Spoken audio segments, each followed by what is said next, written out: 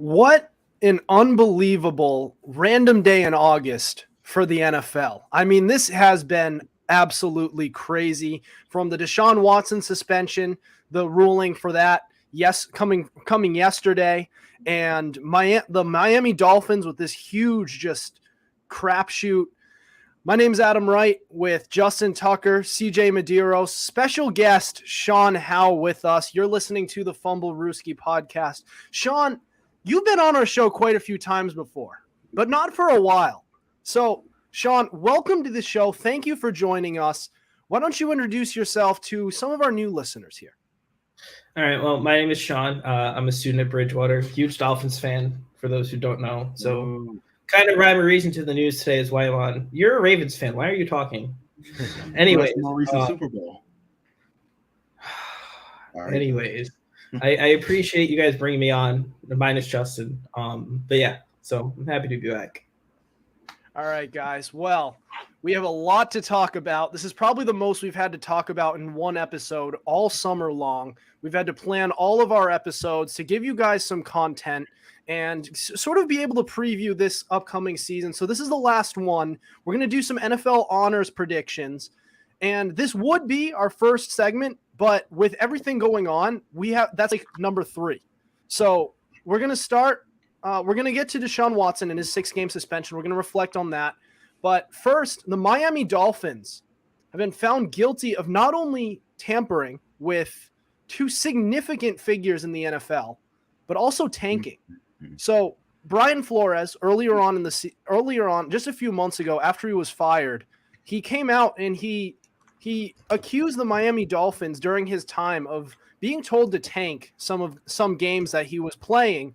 And he said he declined, which we don't know. He could have actually done it. But he declined, he said, but he went out and as a result, they launched an investigation. And what they found is not only that this was true, so they were tanking games, but it turns out that they were tampering. So they were having impermissible, they said, conversation with not only Tom Brady while he was under contract with 2 different teams, but also with Sean Peyton right after he retired, but he was still technically under contract with the Saints, so it wasn't allowed. So they didn't get the permission from any of these teams. So Tom Brady, they spoke with him during the 2019 to 2020 season while he was under contract with the New England Patriots. They also spoke with him after his 2021 season. And they spoke to Sean Payton after the 2021 season then. So I don't know if you guys remember, but there was a big time rumor going around. And a lot of people didn't believe it. Some people did. And we didn't know what was going on, but we thought it was really crazy that Sean Payton and Tom Brady were both going to come out of retirement to play for the Miami Dolphins. Well, Sean Payton would coach, Tom Brady would play, obviously. But looking at that, doesn't this kind of almost prove that was going to happen? That this almost happened? It wasn't just some crazy rumor or some conspiracy theory. This almost happened. But there's that potential thought. But I just want to get your thoughts on that. We'll start with Sean, the Dolphins fan, and that may or may not be why you're on the show. But let's get your thoughts on it. Sean, what's going through your head right now? So, I mean, you can't defend the actions that happened. It's been proven it happened. As a fan, it's kind of like you look at it and go, really? But other teams have been there. I mean, let's look at the Cowboys and Jerry. Let's look at the Patriots with Robert Kraft. Like every team's been through it.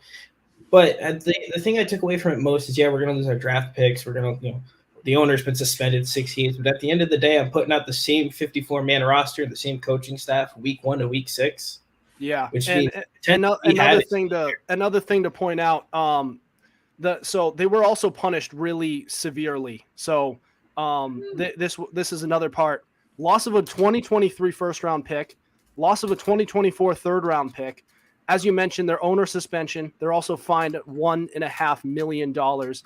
Sorry to cut you off, Sean, but I just needed to. That's a big detail to add in there. But yeah, big time punishment. Continue.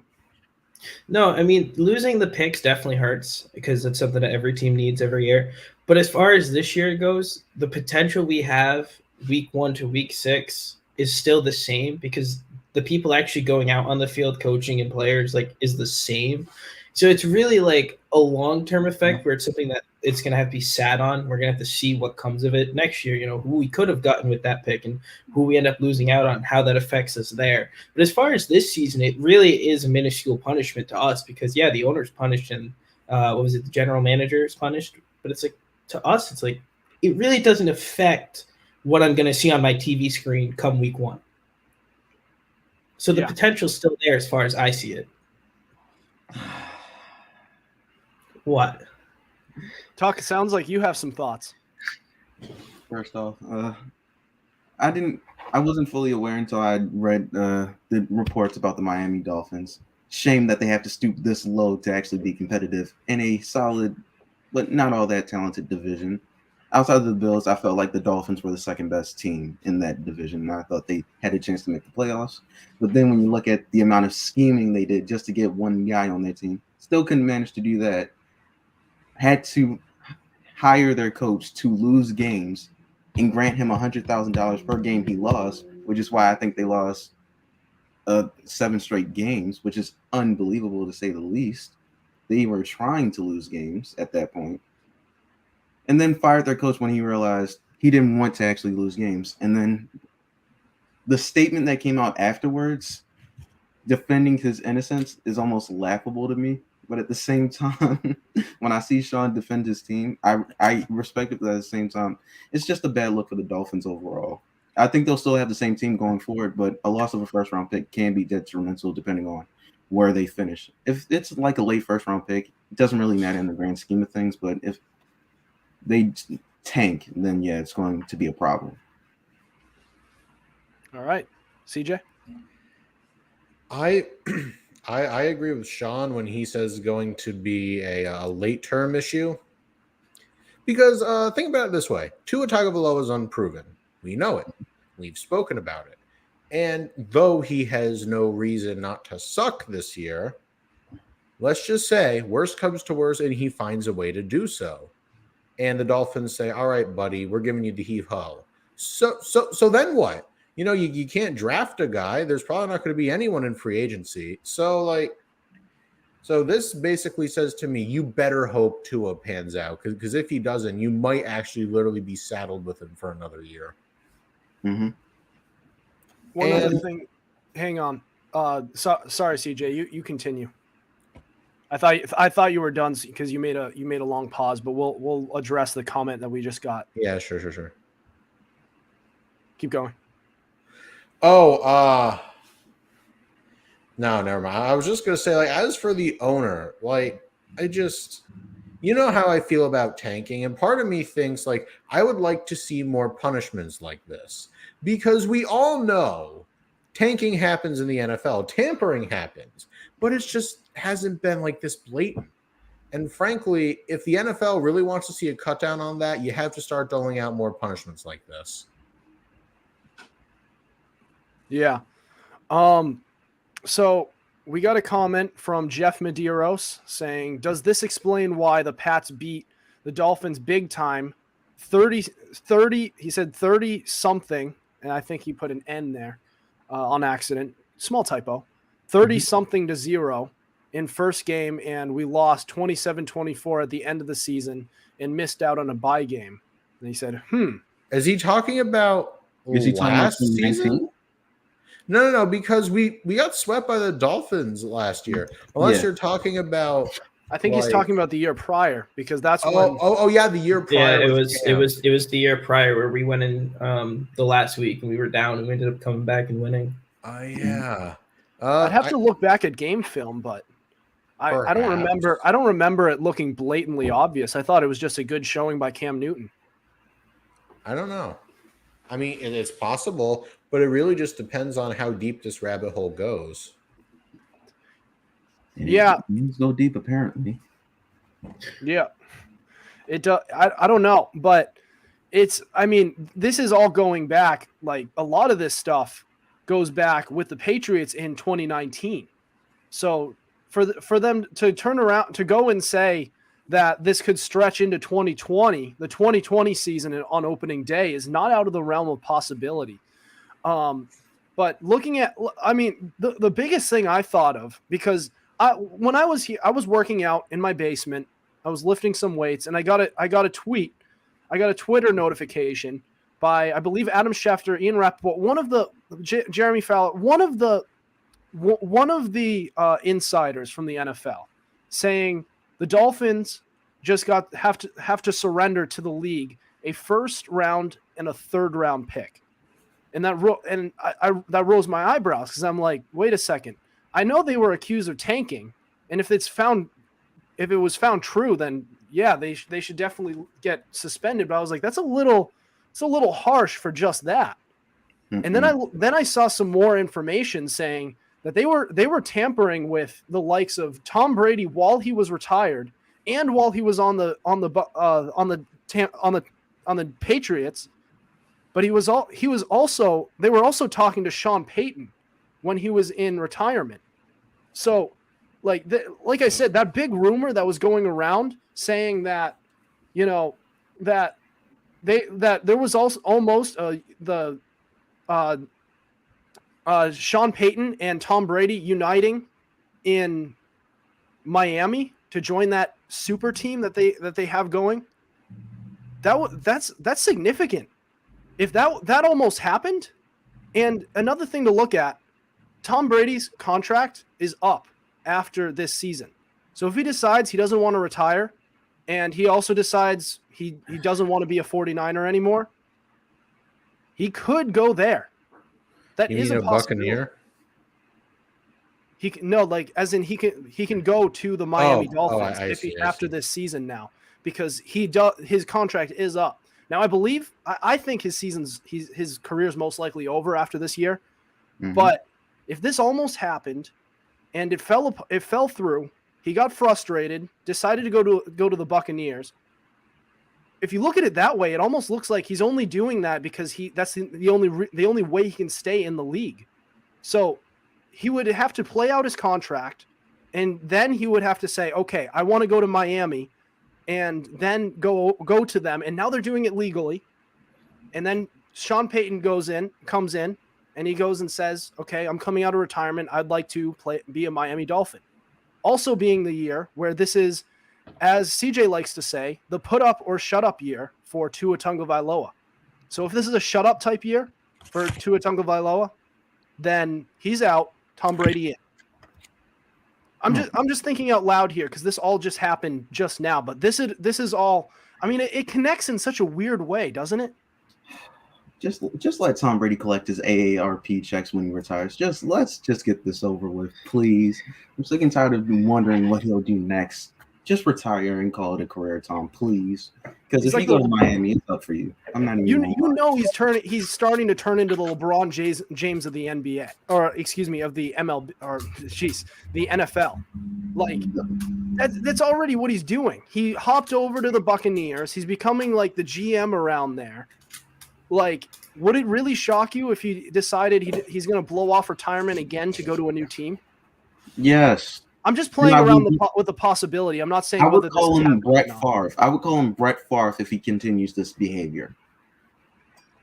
Let him retire one more time and then say, I want to play for another team. I will call him. That's kind of what he's becoming, isn't it? That's disgusting. Late in his career, he is becoming a Brett Favre. And that's not a compliment by me. And I am the most Tom Brady worshiper you'll ever see. He is kind of becoming a little bit of a diva here. And I wouldn't rule out the possibility of him doing this. I really wouldn't. I don't think I'd like to believe that he's going to hang it up after this year, but don't rule it out. I'm going to rule it out, and for him to finally ride off into the sunset, and hopefully in 5 or 6 years be in Canton. But again, one can only hope, and Listen, when I said that that I believe he could come out of retirement after he initially retired. Now, I didn't think it was going to be this soon, but I said there was a possibility. And you also said this man needs to collect his AARP cards Just let him stay retired. He Mhm. came right out of retirement. Yeah, I get. So if he's, Tom Brady really- probably he- heard you. if he he's showed willing up to to the come out house of with- retirement that quickly, if he's willing to come out of retirement that quickly, do you really think that? Do you really think that? Do you really rule out the possibility that he could actually, continue his career after the season? Yes, I swear to you, Giselle was like, "Enough is enough, Tom. Raise Oh, these yeah, kids that's with me." true. And he's Mhm. basically Come saying on now. "F them kids." Dang I right. mean, He showed up to the house one day, raised his kids, and said, "I've had enough of this. I can't deal with these kids anymore. Let me go back to the league. I'd rather go Exactly. through training camp than these kids." exactly. That is ridiculous. But if he I believes mean, he is the can play, it is what it is. is the thought that he's just trying to get back to the place he can't get back to? Prime time Tom Brady. Like you say, it's just the thought of like maybe he's like, if I give it one more year, I'll get there. No, next year I'll get there. No. Like he's just gonna keep trying until he finally gets back and he gets that final Super Bowl ring, and then he'll finally take a step back and go, maybe that's enough. Yeah, but if that were the case, he would have retired after the 2020 season because he went to a new team and he won a Super Bowl. At that point, if you I know, retire, but- you hang him up and then you're good right there. But But maybe he thought he was back in his prime and he thought he was good. He was going to go win 3 in a row or something like that. And now he realizes, maybe I won't. But maybe he's going to keep going until he tries to get one more at least. If he I don't will, know, nobody man. knows. Hopefully, he he doesn't. could get also hurt just want to again. play till he could also just want to play till he sucks. Like just straight up, just he'll hop from super team to super team like the LeBron James. Hold on, And hold on, he's hold on, gonna- hold on, hold on. He's going to Hold on. continue to. What? No, I'm not letting that slide. Miami's not a super team. I was gonna say They're he just quarterback called he just called Miami a super team. I just wanted to No, somebody to no. point Well, that out. Like, I'm maybe not not letting with the Tua. Miami a super team thing slide. I'm not letting the LeBron comment slide. Let's keep this straight to football because LeBron makes you a super team. He doesn't go to a super team. Let's get Yes, he has. who Miami, they had Wade and he brought Bosch with him. Like They were- LeBron they were- literally just goes from team to team, boots out their players, sets his roots in, and he brings in all of his buddies. I mean, look, we've seen it before. Whenever it gets hard, he just leaves. Okay, I'm gonna put it to you guys like this, since it's clear that people have this weird infatuation with LeBron and super teams. When he comes, he brings you championships. When he leaves, you're a lottery team. That's just the LeBron James effect. I don't understand why we have. Are we really just going to ignore the All right. complete roster overhaul he So forces? let's digress a little here. Let's digress a little here. We'll talk about Because this after the we're not show. because this is an NFL podcast, not a LeBron James podcast. I'm just comparing it in terms of the attitude, in terms of his new mentality as he gets older. He wants to. It appears, and this is just my belief, that he wants to hop from team to team, wherever he has the best chance of playing the best that he possibly can, in order to stay in the league and to stay relevant. So he is now a Buccaneer. He looked at that team and he said, "That's a team where I can be in contention for years, and then whenever they're out, I go to the next team. That next team could be the Miami Dolphins. They have some pieces on offense. They have a defense. They have a good offensive line, and they have a quarterback who is the jury is out, and it's louder than ever. If Tua Tagovailoa doesn't work out, and Tom Brady's contract is up, and he decides I want to play another year, Miami might be on the top of that list." I don't know if I want him on the top of my list. I hope this isn't true. Tom Brady, please don't come back after this season. I agree. And go to Miami. I Yeah, agree. I'm right there with you guys. I agree. I wouldn't want this either. This is all theorizing. It's just what could be, because Tom Brady seemed to want Miami, and Miami seemed to want Tom. And I want him to retire at age 45 too. I want him to ride off in the sunset, win a ring here, and then he retires. And that's not enough. And then 2 rings would not be enough for him to retire as partially a Buccaneer. It would be because he won 6 in New England. He would retire mostly as a New England Patriot.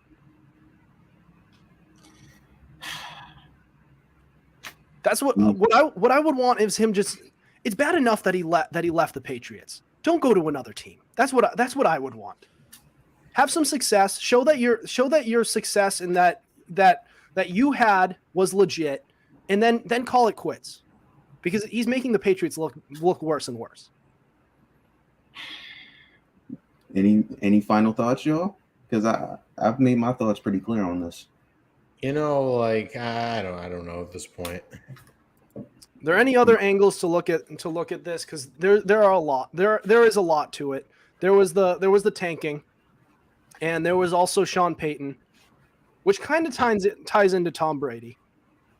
So I think we covered this pretty fairly, but it's just, I mean, the whole thing was a conspiracy theory to start, but just looking at now this whole investigation, it kind of legitimizes it.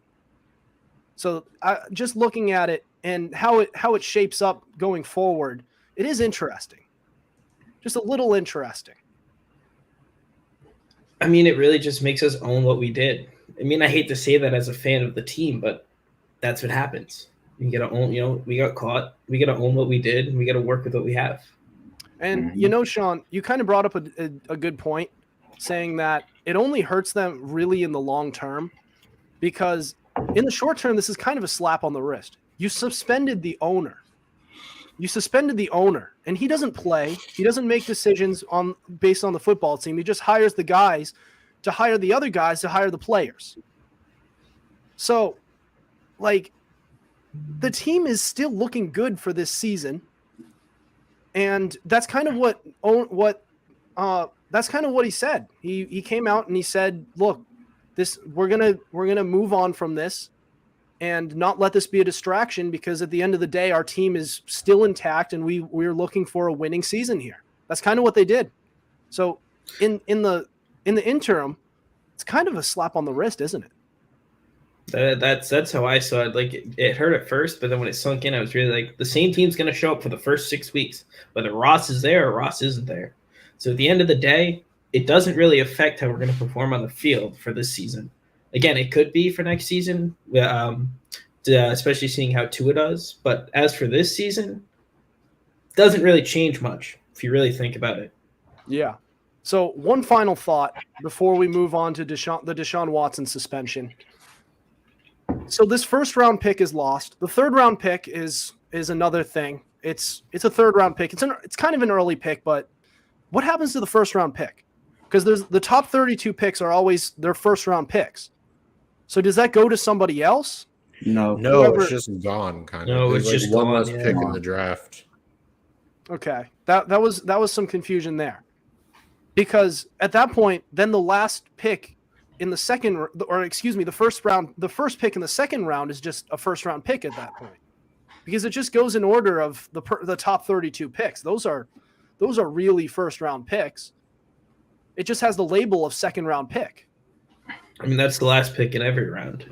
The last. So I get the last pick, or the first pick of every round, is going to be the last pick of the prior round. And actually, that'll double once you get to the third round. So does everybody kind of move up at that point now that the Dolphins are out of the equation? I mean, technically, yeah, but like you don't get like the pick's just gone. There is one less pick in that draft. But the pick is still there. Like It's the pick's not. still there. At Not. At number 32, there is going to be a pick. It's just going to be the second round. But there's one less pick in the draft, is my point. And that 32nd overall pick will henceforth be labeled the second round. Spiritually, it's a first round pick, but contractually, it's different. Yeah, but essentially, you're right. There's the contract issue to it as well, because now the 32nd overall pick. The 32nd overall pick, you don't have that team option to exercise for a fifth year, correct? And then after that, but other than that, it's essentially a first round pick. No. Yeah, in all ways except literal. Yeah. Yes. I mean, I get what he's saying, because it's the 32nd pick. So it technically, like, if the Dolphins hadn't messed up, it'd be somebody's first round pick. But really, it's not, because every team's still picking in some kind of order. So really, it just works out the same way it should. So the biggest winner right now is whoever owns the first pick of whoever owns the first pick of the second round, because now they're getting a better player because they're moving up. Now, they won't have that fifth-year option, but I'll take that if I get a better player, get a better draft position. Yeah, but isn't everyone theoretically moving up one spot? So everyone's going to Yes. theoretically get a Nothing's better changing. draft position? Yeah, Correct. Yeah. yeah, sure. Yeah. But the biggest winner, I mean, you have another first-round pick, essentially. The second, whoever owns the second. I'm just thinking out loud there, but we do. I mean, I get it. Yeah. I mean, I get it. I disagree, but I get it. Yeah. Look, I'm just saying the pick there. Where? All right. Well, Deshaun Watson has been suspended 6 games. We're going to touch on that and what it means for the Browns, what it means for Deshaun Watson. We'll hit on that next. You are listening to the Fumblerooski podcast.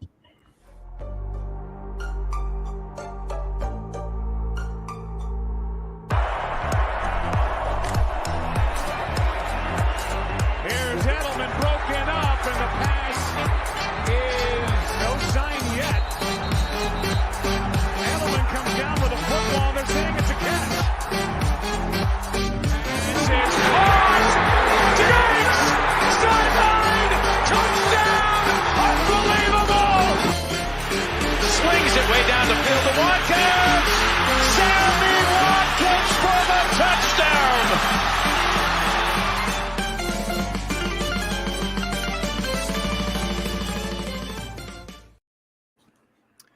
You are listening to the Fumblerooski podcast. I'm Adam Wright, Justin Tucker, CJ Medieros, special guest Sean Howe. So we're going to touch on Deshaun Watson. So he has been suspended 6 games. So the ruling has been long awaited, and they took their sweet times on this, but it's finally here. And so, yeah, 6 games, and I wanted to get your thoughts on it. So, Sean, why don't you start? What are you thinking of this? I mean, I think the suspension's obviously well-deserved. I mean, plenty of evidence that points to what he did has actually happened. However, it seems kind of almost not enough. We were kind of talking about this before the show a little bit. For how strong of like a crime of what he did outside of the fact, like the world of football, it doesn't seem like that much. It's less than half the season for something that's way bigger than the game itself. You know, but deserved. That's how I look at it. Tuck? Well, I got a lot to say about this. As far as the ruling on, I don't understand it. I don't get it. I don't agree with it. I think he deserves at least a year. Not only because of what he did, the amount of times he did it, the risk he put on the NFL shield. That's the one thing that should have gotten him the year. Because the NFL has made it a point to not disrespect the shield at any point in time, regardless of whether or not you're innocent. The fact that you put yourself in that position kind of harms the league no matter what you did or didn't do. So the fact that he found himself in that position, not once, not twice, not 3 times, but 24 times within the span of, I want to say, a year. And the fact that he only got 6 games and no fines, which would have only amounted up to $1 million, which is basically a slap on the wrist. And the fact that even if he did get fined, he'd still get guaranteed $45 million because of the contract the Cleveland Browns stupidly paid him. I still don't understand why they did that. But again, this is the times that we live in. When I look at that contract and I look at the player and I look at the individual, I believe he deserved a year if he's innocent. If he's guilty, I think he should be out of the NFL. Because regardless of how I feel or whatnot, that's 24 people. It's an alleged 66 within a 17-month span. To put that in perspective, if you divide the numbers, it's 3.84, which you will round up to 4. That's 1 per week. 66 masseuses in 17 months, 1 per week. That's inexcusable. That's irresponsible. That's egregious to me. And the fact that he was only given 6 games is not fair, considering the amount some other players got, like Big Ben Roethlisberger only got 6 games. Ezekiel Elliott got 6 games for an alleged offense that was cleared up in court. but he still had to serve those 6 games regardless. And then Josh Gordon got 25 plus games due to marijuana. So when I look at the offenses that were committed in comparison to him, and he got the same, even though he did a lot more times, I kind of feel like he got away with something, and he shouldn't have gotten away with this that easily. And the fact that we have to stay with this, it's unfortunate, especially to those women that had to go through what he put them through. All right. So, regardless, this is something where. What's up? Oh, I thought I was going next. Oh, yeah. Sorry, CJ. I wanted, you know how I am on the show. I wanted to make a joke about it, but I can't. Yeah, it's no. I can't. Hear me out. Deshaun Watson, to put it nicely, is a disgusting monster. And I 100% agree with Tucker. And you know, the NFL, this just shows the blatant hypocrisy. All they do is say, oh, we care about women. Remember a few years ago, there was the No More commercial. Like, oh, yeah, we're taking a stand against abuse towards women. And yet you give this atrocious human being a 6-game suspension? That's a slap on the wrist. I mean, keep in mind, this is the league that literally was like tightening the noose around celebrations because they wanted to set a, quote, good example for the kids. And yet you have Deshaun Watson who showed you can touch as many women as possible and just get slapped on the wrist. This is leagues of not okay. And the fact that Judge Sue Robinson literally just said, oh yeah, it was egregious, so I'm just going to give him 6 games. What's going through her head? Like, I can't respect that punishment, and I can't expect like the NFL for just going, okay. But there may be a silver lining.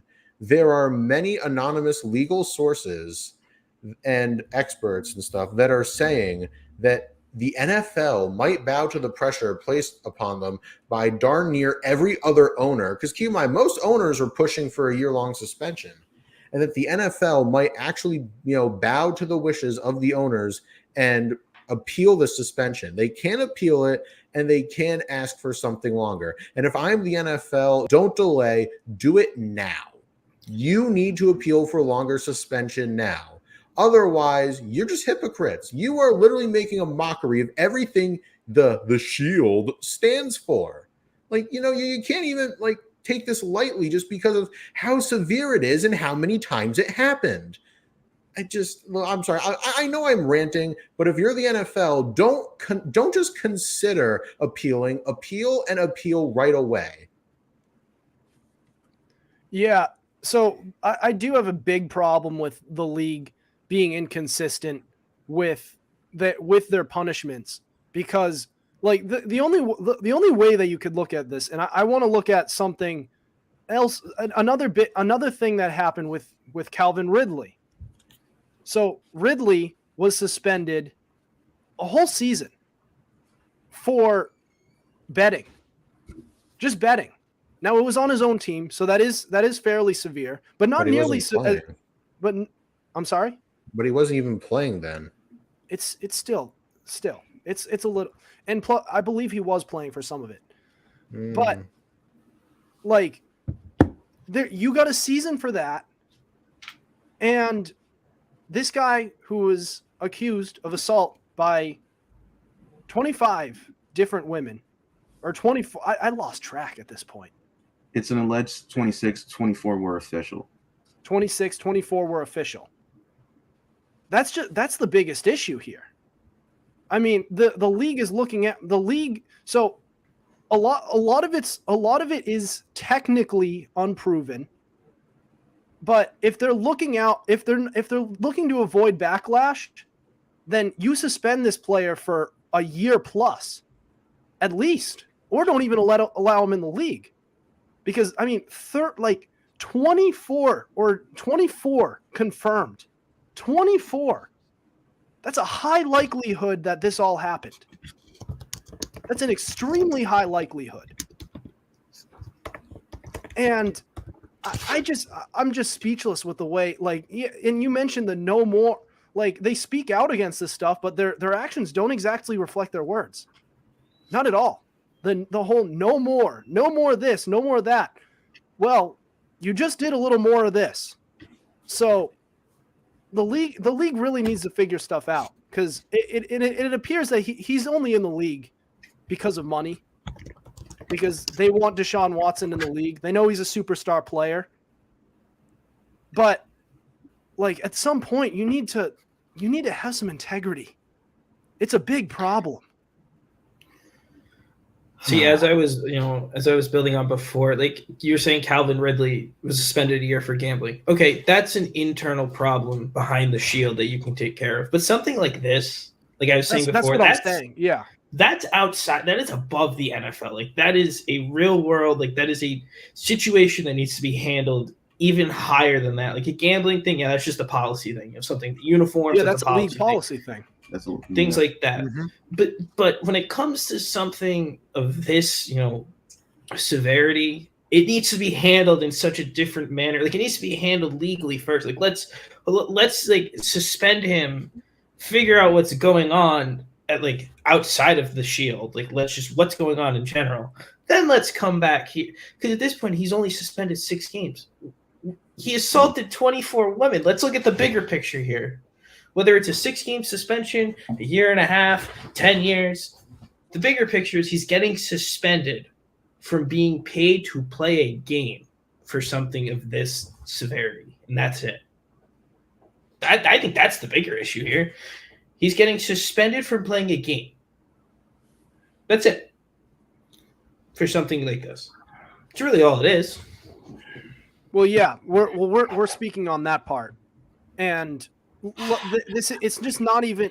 But the suspension that he got is, I mean, just look at the banner there. 6 games. 6 games.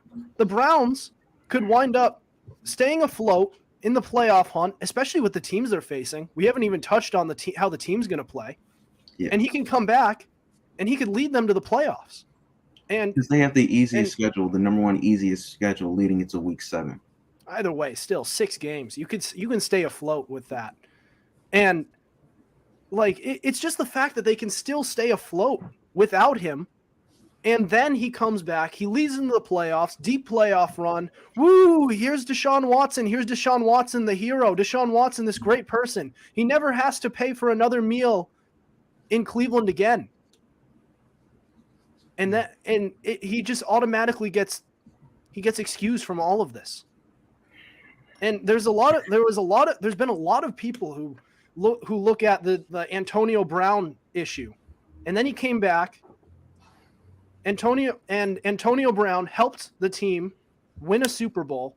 And then I'm just so glad that this is such a redemption arc for him. It's great.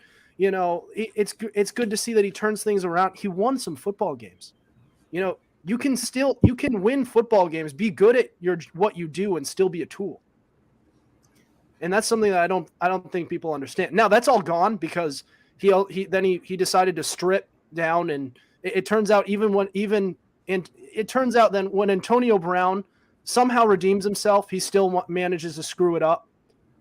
Redeem but like this suspension almost helps him in a way, because now he can come back, he can lead them to the playoffs, and all the NFL fans are going to love him, and it's just going to be forgotten, the fact that all of this has happened. We're neglecting the bigger picture for football, pretty much, is what you're saying. Oh, and Adam? Right, yeah. Yeah, Adam, there's something else I'd like to bring up. Yeah. Real quick, I want to turn the cannon on the fans of the Cleveland Browns. I don't know if you've seen the videos, but when he's taking the practice field, there's cheers for him. Like there's audible cheering, and they swarm to him after the practice saying, "Oh, Mr. Watson, can I have your autograph?" What, Cleveland fans, and I cannot stress this enough, what is wrong with you?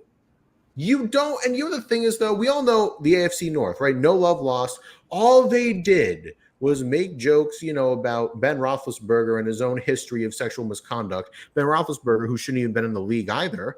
And now they turn around and just say, oh, we welcome Deshaun Watson with open arms. And I know it's not all Browns fans, but the fact that they're still willing to flock to him and cheer for him, ask him for his autograph, just sickening. Next time you do that, kindly think about like the possibly 26 women that we know of that he assaulted. Yeah. Yep. My problem is the Browns knew of the situation. They probably didn't know how severe it was until it was too late, but they knew aware that he was still being charged for these things and that he was still going to be tried in the court of law and in the court of public opinion. They still gave this man a fully guaranteed contract. To put that in perspective, he will be fully guaranteed $46 million per year. The NFL can only take away $1 million because the other $45 million, at least in the first 2 years, is in the signing bonus. So they can't even take that away from him. So what the Cleveland Browns basically did was fully guarantee this man almost over $90 million within the first 2 years. And somehow it gets worse. I never thought I'd feel bad for Baker, but in this situation, Baker Mayfield got done in dirty because they said they wanted more maturity at the quarterback position, and then they go and get the guy that's being charged, that was being alleged to have inappropriate behavior with 24 different women. And my thing is, Deshaun claims he's innocent, and I respect him for claiming that. However, it's not just 1, 2, or 3 people. It's 24 that have an alleged thing. And we know that he's been on Instagram to find these people. So it's not like they start the conversation. It might be him starting the conversations. So I don't want to hear Deshaun Watson saying he's done absolutely nothing wrong and then say, I can understand how people may feel a certain way about me. I find this to be an unfortunate situation. I find this to be disrespectful. I find the sentencing to be unfair, and I don't think people understand how wrongful this sentencing truly is when you figure out that this is basically a slap on the wrist, and it in the short term it doesn't really mess them up. In the long term, it sets them up for even greater success, and which is very unfortunate considering the amount of times he has done it and that he apparently has gotten away with it. So if I'm the NFL, I'm strongly considering trying to figure out ways to get him more time. If I'm NFL owners, I want him to get a full year because of that stupid contract and how the quarterback position is now looking forward to getting fully guaranteed contracts. That contract situation really set the tone for how NFL quarterbacks are going to get paid for the next 5 years, by far. Because they're all going to be looking forward for fully guaranteed contracts, rock solid contracts. We can deal with the Kirk Cousins contracts, but Deshaun Watson's contract is virtually fully guaranteed so long as he plays. It's just a very bad situation that Deshaun Watson was the guy that was the first one to get in a contract of this nature. That's the main thing that needs to be taken away. And one thing I'd like to add, one other angle to look at this. So technically, because even though it's 24 different cases of alleged assault, even if somehow it's not alleged and it turns out this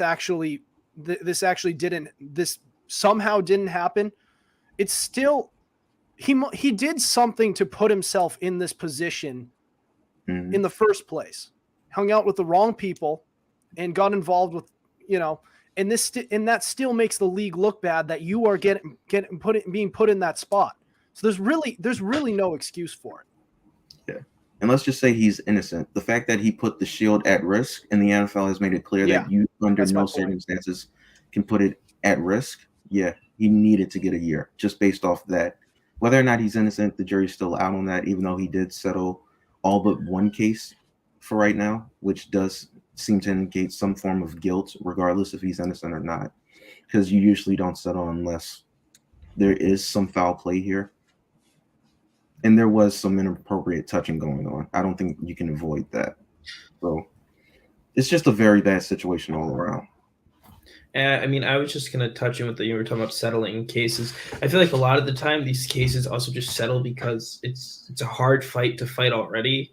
Now you're going to go fight somebody who has more money than they know what to do with, who has the best legal team out there, and you think you're going to stand a chance in court? I mean, we're talking about it right now. People care more about the game of football than they do about what this guy's done behind closed doors. Like the Browns fans running up, oh, can you? Like they care more about the fact that he's on their team, hopefully going to bring them somewhere, than who he is as a person. So they know settling it is the best case for them because it most likely won't get anywhere. And that's the sad thing.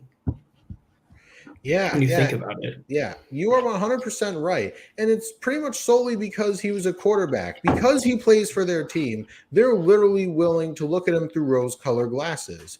But if he was just some random guy, like some dude off the street who did this, they would be championing him to get life in prison. And all of those cases would have went to court and wouldn't have been settled outside. Yeah. Yeah. All right. I think we covered this fairly well. Great job with all the responses on this, guys. It is an unfortunate situation. We do have to move on, and we're going to get to our last scheduled segment for this summer. On our Tuesday episodes, at least, we still have fantasy football we're going to be covering on Thursdays, but we're going to do our NFL honors predictions. So the MVPs, the comeback players of the years, the rookie of the years, all that stuff. Going to be a great segment. We'll get to that next. This is the Fumblerooski podcast.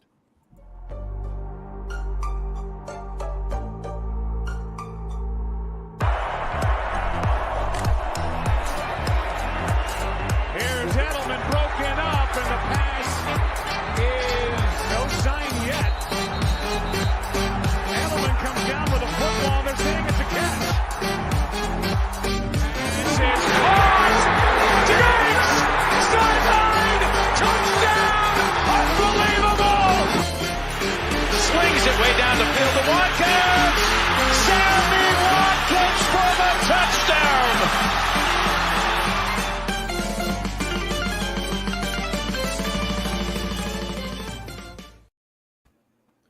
Welcome back to the Fumblerooski podcast. I'm Adam Wright, Justin Tucker, CJ Medieros, special guest Sean Howe. All right, guys, we are on to, as I said, our last scheduled segment as we inch so much closer to opening day of the NFL season. This Thursday is going to be our first preseason game, so everything is we're almost there, guys. We're almost through this summer, but we're going to get to our NFL honors predictions here. So I'd like to go around the table. Let's just quickly give who we predict to win this award, and then we'll discuss it. See whose is better. All right, Sean, we're going to start with Defensive Rookie of the Year. Who do you have? Aiden Hutchinson. Aiden Hutchinson. Okay. Tuck. I had Jordan Davis. All right. CJ. Kyle Hamilton. Kyle Hamilton. I had Sauce Gardner. Too much sauce. All right. Wait, so that's interesting. So Tuck, you and CJ you guys both picked Ravens, didn't you? No. You picked Jordan Davis. He's in Philly. Yeah. Jordan. Yeah. Sorry. You're right. I got it mixed up. So Jordan Davis. Okay. So a little interesting. All right. Offensive Rookie of the Year. Sean. I had Drake London. Drake London. Well, for me, I wanted to go quarterback, but seeing the unfortunate situation, which is the 2022 NFL quarterback rookie showcase, not really good spots there. So I went with wide receiver. So I chose Drake London. You know, Adam, I too went wide receiver, but I said Jameson Williams. Jameson Williams. That's an interesting one. And I probably would have picked him. But coming back from the ACL tear, I feel like he's the type of player who will break out next year. Perhaps. So I'm going with Garrett Wilson. I would say he's in the best position to succeed early. But That's fair. yeah, I got. Do we want to do a little? This is too boring. I want to do a little bit of discussion. Then discuss your player. What's up? Then discuss your player. Discuss how the Jets are going to use Garrett Wilson, like they're going to be competent with him. Let's talk about it. Yeah. I'm a Tucker. I mean, yes, we all love Zach Wilson for the memes, but memes are one thing. Play on the field. He's got that dog else. in him. Don't disrespect Zach Wilson now. He's got that dog in him. Maybe in his game with the ladies, but his game on the field last season was sorely lacking.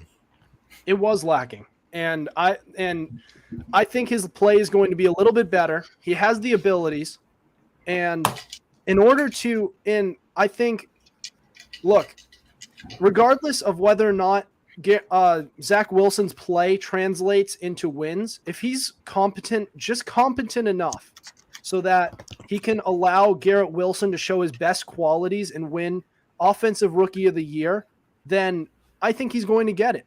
And I think Zach Wilson is capable of playing better. We always see with quarterbacks, it takes some time for them to improve, and I think Zach Wilson's capable of it. Oh yeah, I mean, he can be truly capable, but unfortunately, it's the Jets we're talking about, and they always run incompetent quarterbacks. Just look at Sam Darnold. It is what it is. As much as I really like the Jets and what they did this offseason, I just can't trust them as a front office or as an organization as a whole. They'll probably not use Elijah Moore or Garrett Wilson the way they're supposed to. Probably handcuff Breece Hall to Michael Carter or Michael Carter to Breece Hall. It's just a very unfortunate situation. I don't even know what's happening with their left tackle spot because Mekhi Becton might be allegedly out of shape. It's just who's going to protect Zach Wilson? That's my main concern. Yeah, that's fair. It's fair. But, all right. Yeah. Oh, I'm sorry. You continue. It's a fair point. It's a fair point. We're predicting. I mean, I'm looking at my last year's Offensive Rookie of the Year. It was Jamar Chase. That was my pick last year because I have it. So I have it in the notes section right next to last year's predictions, and I had Jamar Chase. I'm pretty sure he did. Did he win it? Yes, he did. Yep, he won it. So that was correct. But my Defensive Rookie of the Year, though. So this year it was Sauce Gardner. Last year, my prediction was Jeremiah Owusu-Koramoah, and I thought he would be a lot better because their linebacking core at the time had a lot of question marks to it, and I thought if this kid is as good as they say he is, his play's going to stick out. Turns out, I mean, he was good, he was all right, but not Micah Parsons, who really won the Defensive Rookie of the Year. Good, but. I mean, these are just predictions, but CJ, what were you going to say? No, I was just going to say about my guy, Jameson Williams. Yeah. We have reason to believe that he actually might be healthy to start the season. And even though Jared Goff is his quarterback, he's like an amazing like speedster type of guy. And he really adds like this element of danger to the Lions offense, especially paired with DJ Chark and Amon-Ra St. Brown. He can't cover all of them, and they're all pretty fast guys. And but Jameson Williams just like has it, you know. He's got that speed, he's got good hands, and he could be like, I don't know, maybe like a Tyreek Hill type for the Lions. I'm not gonna say he's gonna become Tyreek Hill, but he could definitely like be that kind of player for Detroit. And look, I really wide receiver too, and not get jams. Look, I like Jameson Williams going into next year as well, but I just think it's going to take him some time to get going during this season because he may not. Number one, he may not even be ready to play during that time, and number two, once he is ready to play, he still has to get back to full strength. So he might show flashes towards the end of the year, but he might. I'm buying all the stock on Jameson Williams in next year, not the year after. But I love the player. I thought he was the best player coming out of this draft. So best wide receiver. I mean, Oh, okay. Okay, that's Okay. People are ready to come at my throat. You, Yeah. Do we want to talk more about offensive rookie of the year, or do we want to go on to our defensive player of the year? I would rather we move on. All right, we want to move on. All right, let's do a little bit. I want to do a little bit of explaining our picks, because just saying it, I mean, people want to hear why we have our picks. So, defensive player of the year, Sean, who's your guy? So I went with Micah Parsons, only because he should have won it last year. no, we should have. No, I agree with the TJ Watt pick, frankly. I deserved it. TJ Watt had a good season. If he has a season like he had last season, I think he definitely will be in the running again, obviously. So I think it's going to be him, personally. He'll need more than 12 sacks. All right. Well, Tuck, who's your pick? All right. What's the harm in picking, the NFL 99, and I chose Aaron Donald.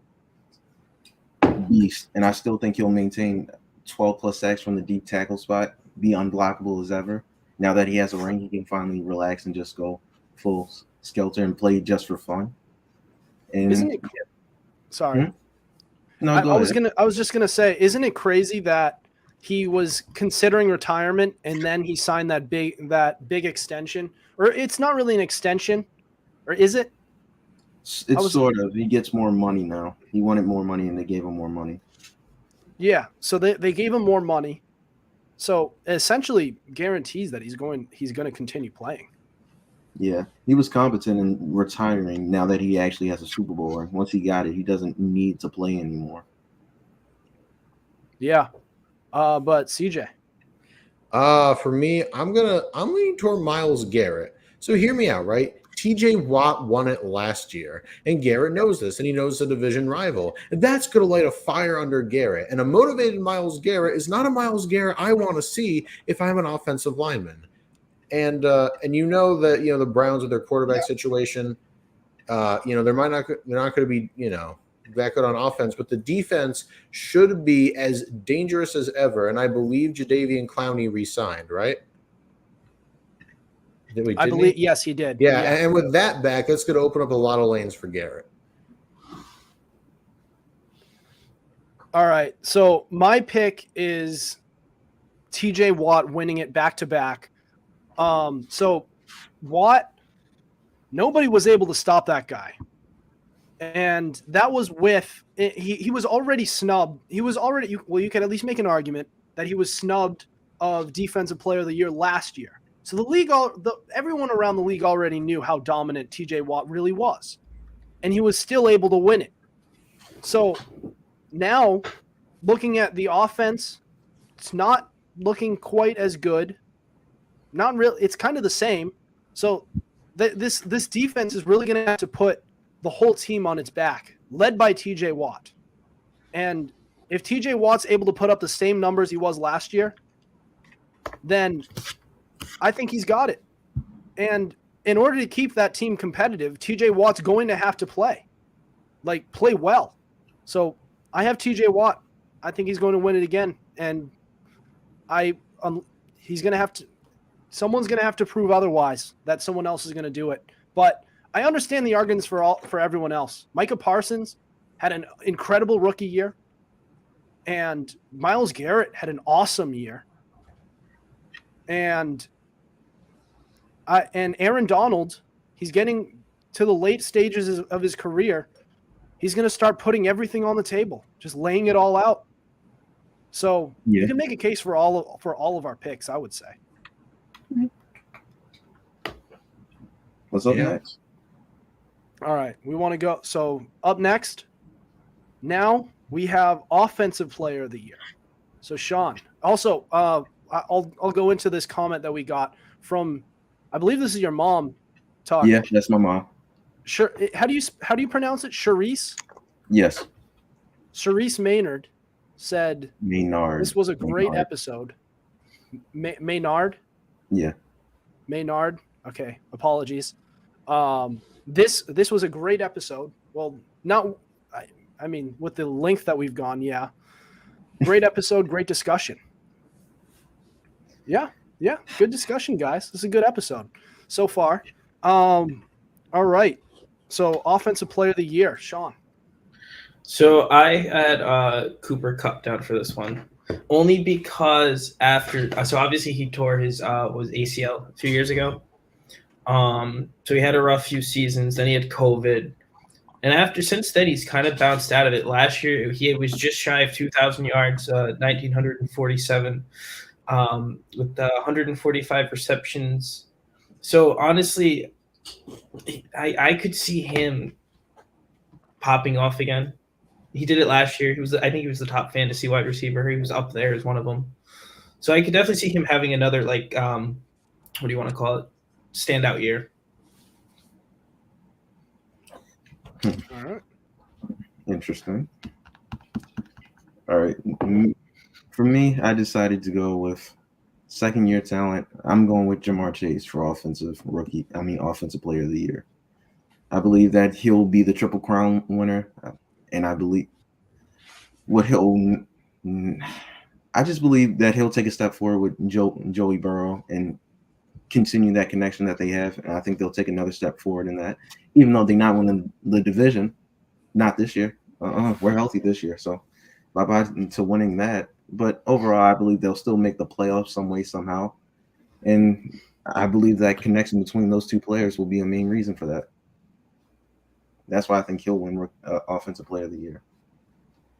All right. CJ? Well, Justin Tucker, it's interesting that you mentioned Jamar Chase, because actually it was LSU teammate Justin Jefferson. Now this guy right here. Look at him last season. Had 108 catches, 1,616 yards, averaging 15 yards a catch and 10 touchdowns. The sky's the limit for this guy, and I truly believe as Thielen ages, and more attention's put on him, he's only going to get better. And I always think he's going to win the Triple Crown next year. All right. So we got another comment also from your mom, Justin. Yeah. And she Apparently said, you pronounced it Adam properly. actually pronounced my last name properly. Ha! You just showed that just to say you were right, Adam. Was this your best moment? We show all the comments just to show our appreciation to all of our listeners. And while I happen to be Justin's mom, I am also a huge, all caps huge football fan. Go Philly in parentheses. And as a data person, I love the stats. This is disgusting behavior. I'm not even going to answer what that. Continue. All right. Well, so I'm gonna let that go. My offensive player of the year prediction is Jonathan Taylor. The running backs always seem to put up the statistics to be able to do it. And this guy is going to be a big time workhorse. And it's not like a Christian McCaffrey situation where he had an extremely large workload this past year and then he fell apart.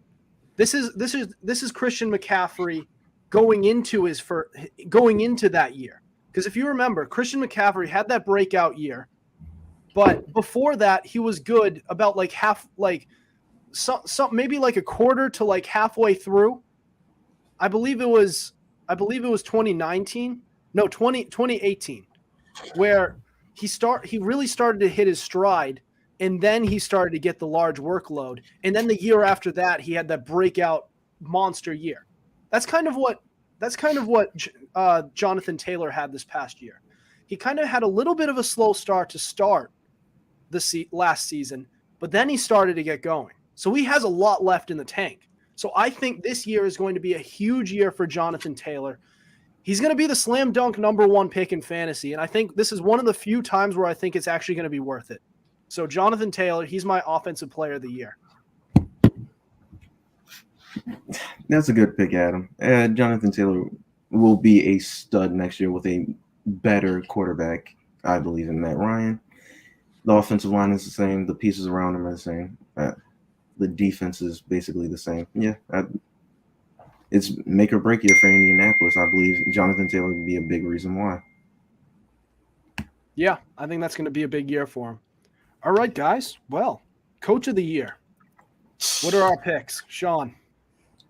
It's going to be a little biased. Oh, I'll really? explain that. A little biased. Oh, really? So I went with Mike McDaniels. Okay, listen. Let's Hear me it. out. He's coming into Miami after all the stuff that happened with Brian Flores, as we've already discussed, being paid the tank, all that nonsense, all behind him. When we saw what Flores was able to do in Miami, I truly believe if this Miami team lives up to the hype, especially with Tyreek Hill coming in, that Mike McDaniels could do some special things. It was actually a thing I was reading the other day, how he moved Waddle from where Flores is running him in the slots, and it was like moving him out, trying to use his speed. Like he's already trying to make those moves and those little tiny changes that are going to make us better. So I really think that we're going to see if we see a noticeable difference, which I hope we do, from last year's Dolphins to this year's Dolphins, that he could be up for that. It's possible. All right, talk. I'm not going to poo-poo that. I'm not going to lie. Mine is biased because if you think I'm picking another coach, no. Mine is John Harbaugh. Let's go. I told y'all I was doing it. Because he's the why? Because he's going to lead our team to the number 1 seed in the AFC, which will basically guarantee him the Coach of the Year, I believe. Oh, will he now? Yeah, he went from 8-9. I believe we'll finish like 12-5, 13-4. Yeah. Is this like a dream that you live every day? It's not. It's going to be the reality. Must have some Cowboys fan DNA in him with all those Zaire. I told you I was going to be biased. All right, let's hear what you got then, CJ. All right. You know something? I could have gone with John Harbaugh, who with his brother Jim is like one half of Dumb and Dumber. But I'm going with the Chargers head coach, Brandon Staley. Dude just has too many weapons not to fail. You were this close to the playoffs last year, and you didn't make it. And that's got to light a fire under him. Justin Herbert knows it too. The defense has been revamped. Herbert's got weapons galore to throw to, and the Chargers might literally take the division from Patrick Mahomes. Not saying they will. I said they might. And honestly, Brandon Staley, if they go to the playoffs, is getting Coach of the Year.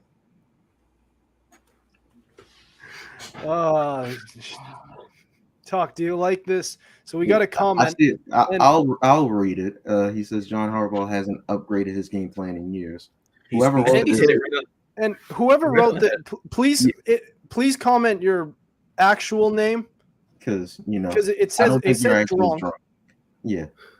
You must have been drunk when you said that statement. Yeah, let's continue on. No pun drunk on the truth, perhaps. Drunk on the truth is not. Are you kidding me? He only moved his game plan for one season to accommodate Lamar, and now he's like back to what he was. No, maybe the offense would be a little more effective if he got rid of all the checkdowns. Again, I blame that more so on Greg Roman, not. Well, we'll see this year, won't we? So he said, "My real name is Drunk." What's your last name? Probably also drunk. All the time. It's all jokes, drunk, but it's a joke, buddy. It's like we nothing but love on this show. Yeah, we appreciate your comments. I agree with you. John Harbaugh hasn't upgraded his game plan in years. He speaks the truth. All jokes except when it comes to Justin's dreams and hopes. Look, you chose Mike McDaniels. You have Tua as your quarterback. Pipe down. Let's not go there. So I'm sorry, I can't hear you. All right. So look. Wait. Okay. My last. Oh.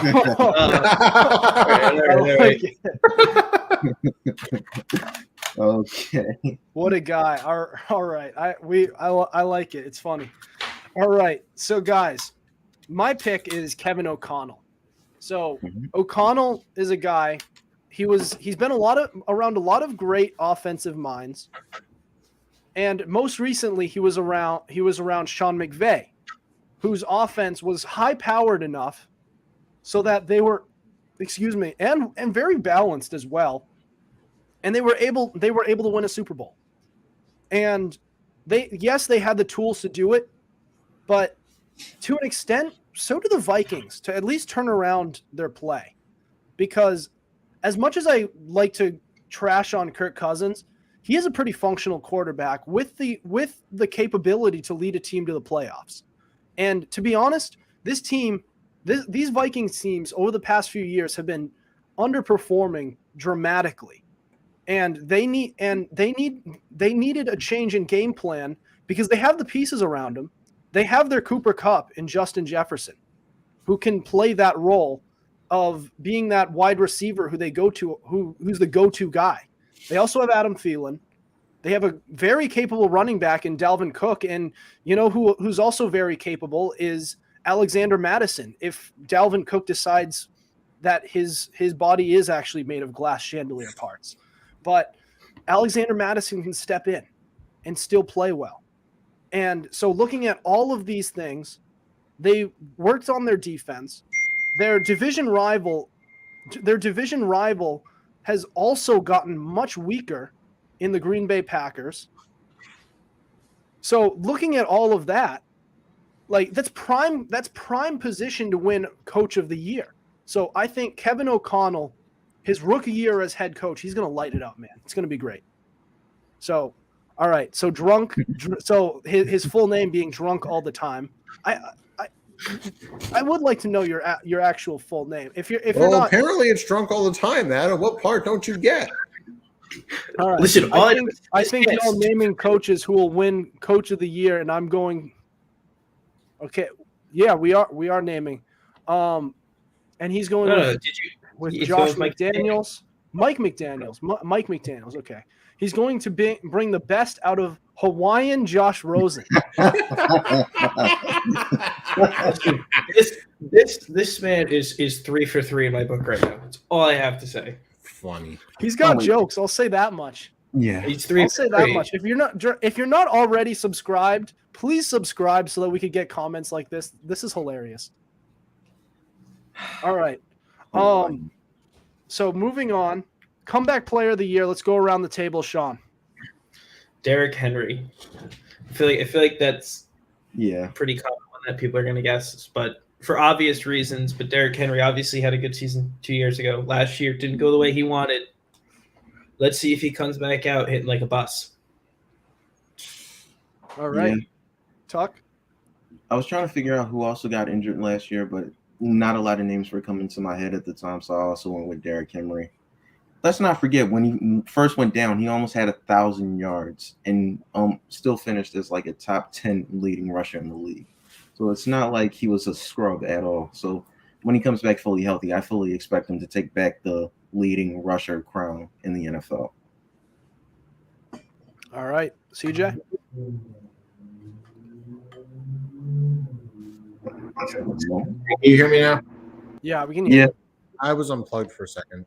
So this is awkward. I'm also going with Derrick Henry. And for all the reasons that you guys said. All right. He doesn't count. So he said, yeah, he doesn't. He did come back, but I wonder the logistics of comeback player of the year. Do you have to be gone? Because still working on coming back from an Achilles tear, those are basically death sentences to running backs' careers. I mean, you go down the list, most of them are out of the league in a couple of years. In fact, I'm pretty sure all of them are out of the league or are about to be, or were not nearly, were a shell of their former selves. So, I mean, maybe it wouldn't count, but if Cam Akers is able to pan out next year, that would be pretty damn impressive because it's never happened before. It's actually impressive. go down the list. Go down the list. It's Achilles tears. Players do not last in the league after that. But my pick is Travis Etienne. So Etienne, he didn't get to play a regular season game for we got another comment, and this one's pretty funny as well. So he didn't get to play at all. And now he's coming back. And on top of that, we talked about Achilles tears, death sentences to players' careers. I really hope, I sure hope not. I hope Cam Akers will end up being okay. But also James Robinson tore his Achilles. Now, again, I hope he's all right, but odds are dramatically stacked against him. So looking at that, his competition's gone. They have an improved offensive line, and this kid ETN, very explosive, has all the talent in the world to pull it off. So ETN, I think that's going to be my pick, and I like him from a fantasy football perspective as well. So I'm going to go with Travis Etienne on that one. Yeah, we do need a variety of names, and he did get injured, and he didn't even get to play his rookie season. So I guess this will be his rookie snaps, even though he's not a rookie anymore. And since everybody went with Derrick Henry, I'll address that real quick. If he's able to get back to his old self, and I very much believe he can. The issue is, I mean, you can understand how he's gotten injured because he gets carries. He gets carries like there's no tomorrow. And usually when running backs become that, when they get that massive workload, they're able to succeed at first. But after that first season of it, which was that 2,000-yard season, they start to taper off, and they're not nearly as good. So it's just that he gets such a big workload. Now on top of that, the passing game of the Titans is not that good, so they can't even get the pressure off of Derrick Henry. So it's just going to be more of it. So that's kind of why I just have a tough time picking Derrick Henry. I did have a tough time picking anyone because it was hard to find guys who got hurt who could come back and have a great year. But I'm going to pick ETN on this one. So does Brady count? He did retire. All right. And then he said, "I think it should." Yeah. And I then think he was, goes on but to I think drunk. So Jeff Medeiros said, "Does Brady count?" He did retire. Drunk said, "I think it should count." I think he was talking about Cam Akers. I hope so. Or he was talking about, but then he said, "How can you win comeback player of the year when he was never established as a player?" Talking about like as an ETN. Yep. He was established as a draft player, a draft prospect, but I mean, what are the guidelines to winning a comeback player of the year? Because he didn't get to play at all, and then he comes back in his sophomore year, and then he comes back in his. Okay. Wait. So yeah. But he was talking about that. So Yeah. I don't know. I like ETN, and I don't know. I'm pretty sure that does count, right? And he didn't get to play a snap. And then you come back from an injury going into your first actual year in the league. I'd say that's pretty tough to come back from. I agree. And he has all the talent in the world. I think he means like he wasn't established, like he wasn't like a big time player for him before the injury. So. Right. Yeah. But still, I think he does have a valid case for it because he still was a good running back in college. All right. We're going to get to our last one, and then we need to get to our fan box because this episode's running fairly long. So MVPs, let's just go around the table. I don't even think because when we pick our MVPs, man, we don't need that much of an explanation. No. Unless you want to say a couple words. MVPs, Sean, go.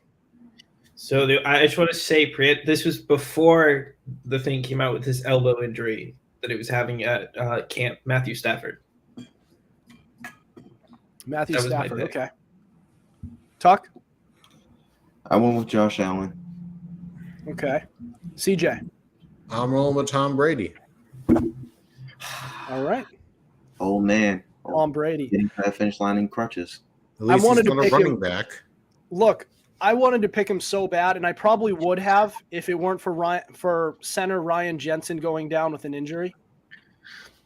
But I'm going to go with Matt Stafford. That team has a great roster around them, and the offensive line looks fine. Their passing corps looks improved, but it's just I think it's gonna be him, and he has to whittle down the interceptions. But I think being in year 2 on a new team, drum roll, Carson Wentz, aka Prince Harry, MVP. I mean, that was from the same room. So like the interceptions do need to go down, and he's been putting up he put up the touchdowns, and I think he can get more, and I think he can whittle down the picks a lot more because he's going into year 2. The playbook should run smoother for him because he's now more familiar with the playbook, and he has a better number 2 weapon in Allen Robinson. So I like him. Excuse me. All right. So I think that's about it. Yep. So next we're going to move on to our Fumblerooski fan box. So with every segment that we do, at least the planned segments, we've done something on the fan box to kind of get our listeners involved. So what is your dark horse MVP candidate? We'll ask you that next on the fan box. You are listening to the Fumblerooski podcast.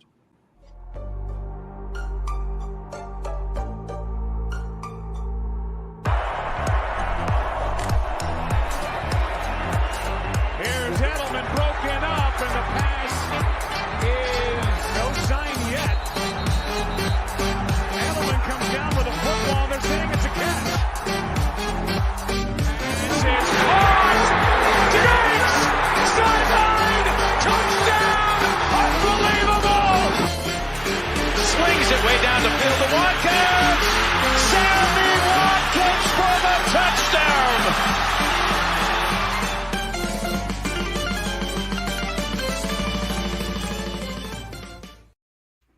Welcome back to the Fumblerooski podcast. I'm Adam Wright, Justin Tucker, CJ Medieros, special guest Sean Howe, and we have reached the end of our show, and that means we are on to the Fumblerooski fan box. So we post a question filter on our Instagram page every Monday, and you can respond with hot takes, questions, and more, and we will discuss it and give you a shout out on our podcast. Respond to next week's fan box question to be featured on our show. So the question of the week was, who is a dark horse MVP candidate this season? And for our picks, we're going to start with the top. So our first response was, so we'll go to see all. Let's get all the. So Grayson Mortimer said Justin Herbert or Derek Carr. So Derek Carr. Here's the issue, and we're going to get a lot of. We did get a lot of Justin Herberts. Justin Herbert is a great pick to win the MVP. He has a great team around him. It's just that I don't think he's just not a dark horse, isn't he? Because a lot of people could pick him as a guy to win it. He's a young quarterback. He's a gunslinger. He has something to prove. He has a great team around him. Team has a chip on its shoulder. I just don't think he's a dark horse team. Or excuse me, a dark horse. It depends on what you mean on what a dark horse is. Do you think Justin Herbert is like the lead guy in the lead to win MVP? If you think he is, then no, he's not a dark horse. But if you think he's like second, third, or fourth, yeah, he can be a dark horse. See, I think dark horse is that one guy who you're not thinking about in your top 3. You know, because there's a lot of candidates you could think of. But isn't that more like an underdog then? That's what a dark horse is, isn't it? That kind of just goes hand in hand, doesn't it? I would just say someone was like outside of the top 3, basically. But Derek Carr is a good pick. Derek Carr is I like that because it's a definition of a dark horse, I would say. Because you don't think about him at first, but then when you think about it, it's a possibility. Devontae Adams, Hunter Renfrow, a functional offensive line, I'll say. Darren Waller, a functional running game, a functional defense. He'd just have to elevate his play, and he did in 2016. So, I mean, we know he has it in him. He just has to get it back. Tyson Tate said, if there is any running back that rushes over 2,000 yards. So perhaps.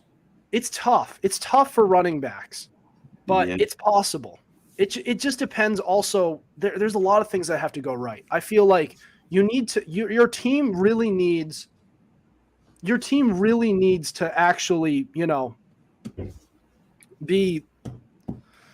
they need to be in the mix. Like, I think if the Colts make the AFC Championship and he has 2,000 yards and like 20 touchdowns, I think he's got it. Also depends on the competition. Like if Tom Brady or Matthew Stafford throws for 50 touchdown passes, forget it. They're getting the MVP because it's a quarterback-driven award. But a lot has to go right for him. All right, CJ, you can explain this pick. Matthew Stafford. It's just, I don't know. A lot of people cite Super Bowl hangover, but I'm just not hearing a lot of people say Stafford other than you, Adam. Like, I mean, and I'm going to be blatantly honest. Everyone's like, oh, maybe Aaron Rodgers three-peats. Oh, and I said, oh, Tom Brady. So a lot of people are saying Josh Allen. And, there's some Herberts thrown in there, Mahomes perhaps, but a lot of people don't talk about Matt Stafford, the guy that just won the Super Bowl. And therefore, he is a dark horse.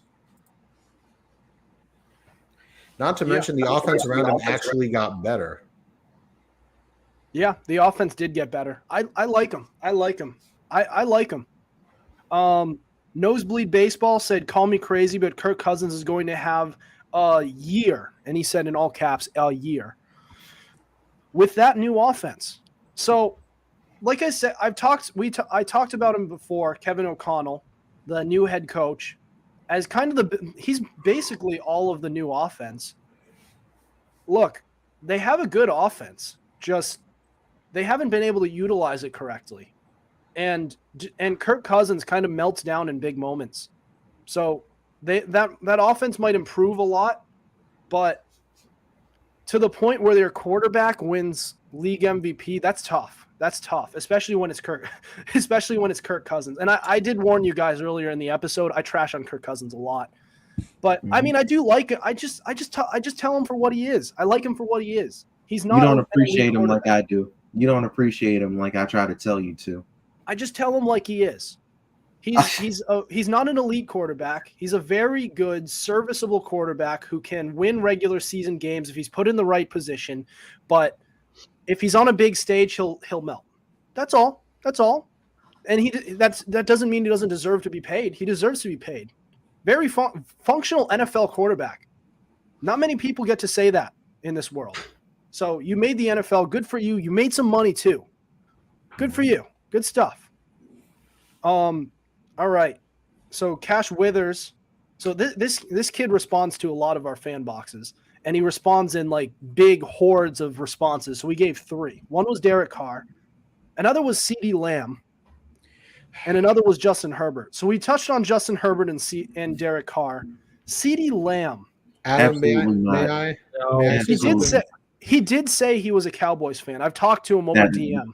Why would he? Look, if I may, a wide receiver has never won the MVP in the history of the NFL. And if that were to change this year, your pick is CeeDee Lamb for some reason. He's not even top 5. Yeah. I mean, I respect the bold take, but yeah, I'm going to have to give that a hard pass. I don't respect it. It's coming from a Cowboys fan. What are we doing here? Yeah, just like some people pick John Harbaugh for coach of the year, but that's neither here nor there. But that's reasonable. This is not reasonable at all. No, it is not. I might not have CeeDee Lamb winning league MVP, but after this year, I do have him being a top 5 wide receiver. Perhaps. I think this kid has a world of talent, and him and Dak Prescott have only been building their rapport more and more over the years. And now, no Amari Cooper. All those targets that Cooper got are going to be distributed amongst the offense, and you better believe the vast majority of those targets are going to go to CeeDee Lamb because he's now their number 1 wide receiver. So he's going to have a huge year, man, and pick him in fantasy too. All right. So Robert Shelley said it always goes to a quarterback. So Kirk, and he said effing Cousins. All right. We've touched on this. We already touched on this guy. So, yeah. Stephen Parker said Joe Burrow is my MVP, but I would say Russell Wilson. So, Joe Burrow's in it. Is he a dark horse or is he not? Because perhaps I view him as a dark horse. I could easily see him taking it with that offense, and now it has a good offensive line. in But again- year 2 with all these players. I don't think of him as like the front runner of it. I think of like Mahomes. Yeah. I think of Allen. I think of Tom Brady before I think of Joe Burrow. I would Yeah, definitely but that say doesn't he's- say much. Tom Brady, I mean, that's Tom Brady, man. All right. But that doesn't mean. All right, you can have. All right, but Russell Wilson. Let's touch on Russell Wilson real quick. Russell Wilson, that's a good one because very good roster around him. All they needed was a quarterback. Now they have it. I like it. Russell Wilson. I think that Broncos offense is gonna have a good year. Diego Huertas said Mac Jones. I wish. Same. I do believe Bill Belichick when he said he's improved. There's also been reports that the offense has looked awful this during training camp. I did some digging. That's literally because of the defense. Yeah, but I mean, the pads haven't even come on yet, right? We've had pads come on. Yeah, they have. All right, pads have Today's come the on. second padded practice. But this isn't that good of a defense. It's just not that good of a defense. I believe it's So top. if you're losing to that defense, it's like the Patriots defense. It's all right. I like my Patriots and I'm a Patriots fan. So Patriots fans, please don't come at me because I'm a Patriots fan. I'm just trying to be realistic. This defense, they probably will. And CJ looks like he's about to be at my throat. Wait, what? I said you look like you're about to go at my throat. Probably not. Yeah. Look, this isn't that great of a defense. And the offense, and you look at their offensive coordinator situation, it looks like the issue isn't Mac Jones. The issue is how the offense is being run. They're a guy who's been a career defensive coordinator in Matt Patricia, and a guy who's been, I mean, I guess you could call this almost offense, but Joe Judge.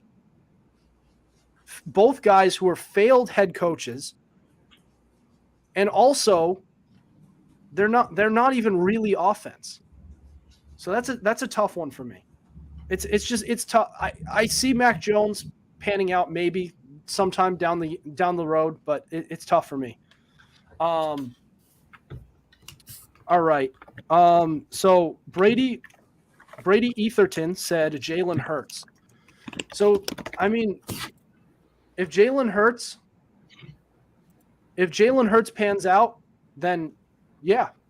And if it turns out he can play, then yeah. But like I mean, it sounds stupid, but I mean it all depends on how he plays because the offense around him looks great. It'll depend on that and the coaching. All right. Zachary Stilson said Lamar Jackson, the man is going to wake the people up. Tuck, I think you're going to like that one. I am going to like it. I don't think he'll win it, but I like it. I said no. It's a possibility, but I mean, he's a former he's not- MVP, so it is a possibility. I just don't think he'll win it this year. he needs a lot. He needs a lot to go right for him in order for them to do it. But we want to get through these. Nate Merwitz, is that Nate Merowitz, I think it is. Merowitz. Justin Herbert, we already covered that one. Patrick Williver said Derek Carr, covered that one. Both good picks. I like it. Thanks for the response. We've already covered it. And we don't want to get too repetitive. Your boy Ian, so Ian Mullern, our favorite Panthers fan, said Derrick Henry. Look, like I said, for a running back to win it, a lot has to go right. Even if Derrick Henry does manage to come all the way back and come back and conquer this injury, but Jack Grobb, who is a Browns fan, if that somewhat explains what he's about to pick, but Nick Chubb. So for running back, I like Nick Chubb. I do. I really like Nick Chubb. But for a running back to win it, it would have to be Derrick Henry or Jonathan Taylor, wouldn't it? Or maybe Dalvin Cook. More likely because he is kind of handcuffed to Kareem Hunt, so I don't see him likely winning it unless Kareem Hunt gets hurt. He wouldn't get it. Yeah, he wouldn't get the opportunities to do it. He said so. Derek Houle said Russ gonna cook? Russ. Yeah. As in Russell Wilson, I guess. Yeah. Yeah, I think he is going to cook, as we said. And then I think this is Eli Turner. I think he's a new responder. Russell Wilson, so another Russell fan. And then Nick Normand responded, kind of agreeing to CJ's pick and Matt Stafford, saying, I agree with Matt Stafford. He's got a hell of a core. Great offense around them. I like that pick. Jake Breeley, and I believe that's how it's pronounced. Let me know if I have it wrong. Said Justin Herbert. So again, already covered it, but thanks for the response. Landon Weber said Josh Allen. All right. Yeah, another guy who I don't think is really a dark horse. Like, I could see him winning it. That's a good pick. But if we're looking at the guys who you don't think of at first, I mean, Josh Allen, man, good offense around him. He loves it in Buffalo. He's comfortable, and he's really starting to hit his stride. I like Josh Allen. Here's a definition of a dark horse. I think Rocket Rico. I think Enrico something like that. He goes to Dean College. I believe he's on the Dean football team. Trey Lance. I like that one. If it turns out he can play, all the offense around him. He has everything he needs. Good offensive line, good offensive talent, good defense behind him. I like it. I like everything about it. And honestly, I kind of like Trey Lance. I think he'll do all right. He has all the abilities. So if it turns out he can play, then CJ, you're not going to like it, but the sky's the limit for him if he can actually play.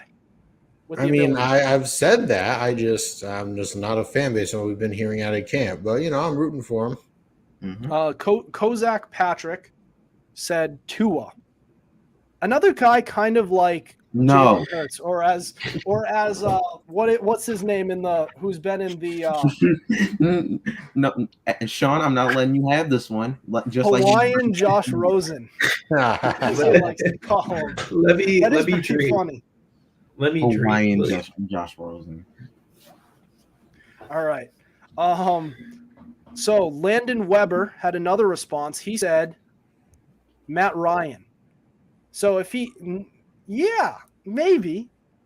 I don't think he has the talent around him, but he'll have probably his best year since that MVP season. Maybe. I think the change of scenery will certainly help, and he has pieces.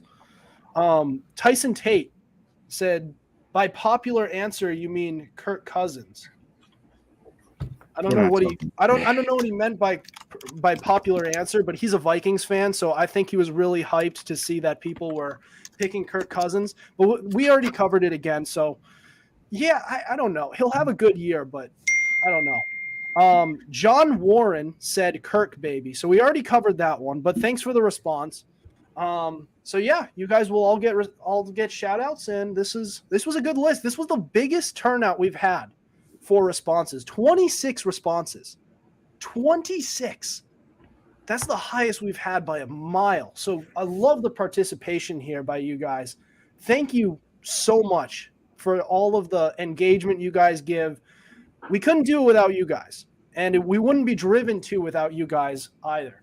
But our buddy here in the comment section has been going off a little bit. So first he said, this is a great sports stream, fellas. Appreciate it, dude. Yeah, we got and then he said, okay, Carson Wentz was a joke. My real MVP choice is Josh Allen. My dark horse is Jameis Winston. Ooh, Jameis Winston. That's an interesting. I like that one. I kind of like that. Yeah, I do too. I like that one. I see. He said, I honestly feel like Jameis is going to have an amazing season. I do too. I agree. Michael Thomas, Landry, Olave, Jameis got everything he needs. Mm-hmm. Yeah, he does. He just needs to prove that he can play. Maybe that LASIK surgery will actually turn out to work for him, so that he can have that 30-30 vision in the right way this time, not by throwing 30 picks and 30 touchdowns. He said, bro, do you mind? This was right when I finished all the responses. All right, well, So that's all our responses. You guys have any thoughts before we end the show here? No, I'm good. All right. Nope. All right, guys. Well, that'll do it for us tonight. Thank you for listening to us. Be sure to tune into us live Tuesdays and Thursdays at 7:30 on Twitter and Facebook through Fans Only Sports Network. Be sure to subscribe to our YouTube channel. We also have all our episodes available on Spotify, Spreaker, Apple Podcast, iHeartRadio, Google Podcast, and so much more. Also, be sure to follow our Instagram at Fumblerooski_podcast to keep up with our podcast and the latest coverage on the NFL. Otherwise, we will see you next week. Over and out.